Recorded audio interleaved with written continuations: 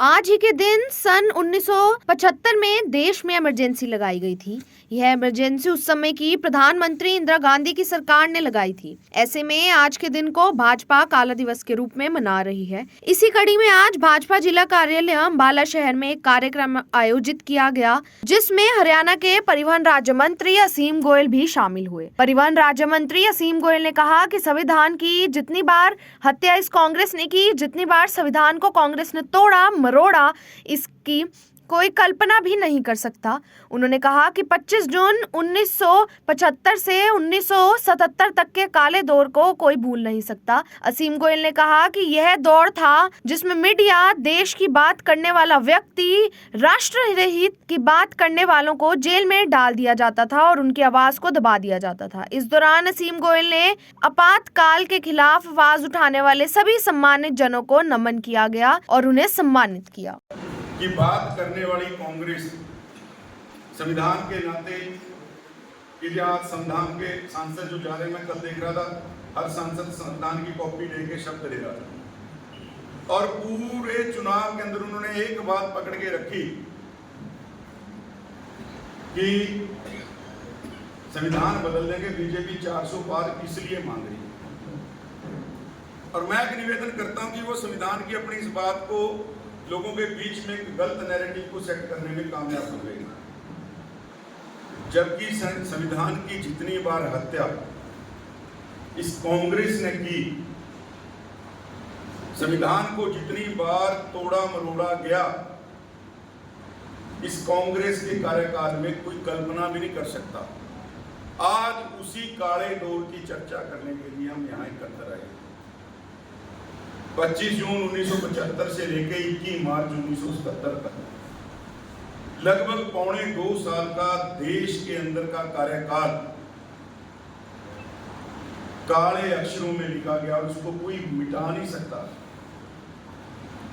क्योंकि Allahabad high court ने, जो आज प्रयागराज है, प्रयागराज हाई कोर्ट ने इंदिरा जी को, जो तत्कालीन प्रधानमंत्री थी, उनके चुनाव के अंदर लोगों को पैसे के माध्यम से, ताकत के माध्यम से, सरकारी मिशनरी का दुरुपयोग करने के माध्यम से, डरा धमका के, लालच देके चुनाव के अंदर जो चीजें सब बैन होती हैं उन सब का इस्तेमाल करने के ऊपर दोषी पाया गया और उनके चुनाव को अवैध घोषित कर दिया गया।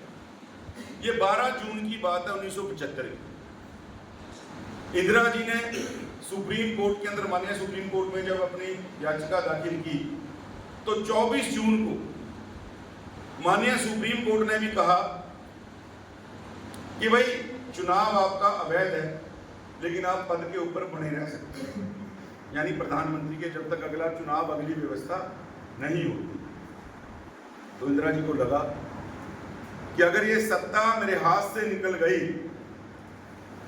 और तब तानाशाही का ऐसा दौर शुरू हुआ। 25 जून की रात को फखरुद्दीन अली अहमद जी, जो हमारे महामहिम राष्ट्रपति होते थे, उनसे जबरन इमरजेंसी घोषित करवाई गई और बिना मंत्री परिषद को, मंत्रिमंडल को बताए बिना, ये तो सुबह जाके 26 जून को मंत्री परिषद को बताया गया कि देश के अंदर आपातकाल लागू हो गया है।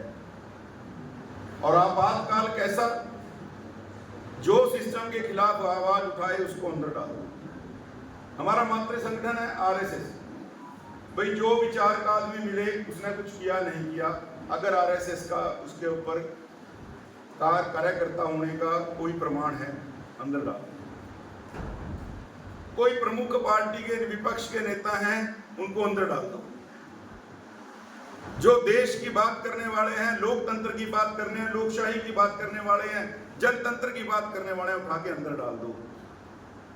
मीडिया का कोई आदमी, रात को 2 बजे बिजली काट दी गई कि दिल्ली के अंदर कोई अखबार छप ना सके। ये खबर लोगों को अखबार के माध्यम से नहीं, वो अपने तरीके से बताना चाहती थी और उन्होंने वही किया।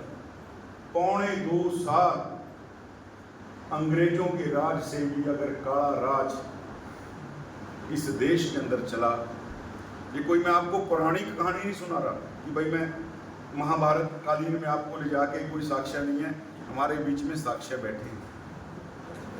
खुद जिन्होंने, किसी ने साल की, किसी ने 6 महीने, किसी ने 1.5 साल की सजा काटी, हमें उनके जो उस समय की जो स्मृतियां हैं वो हमें बताएंगे भी। मैं तो स्मृति होती है, उसके लिए कुस्मृति नहीं कह सकते, लेकिन ये कुस्मृतियां ही होंगी।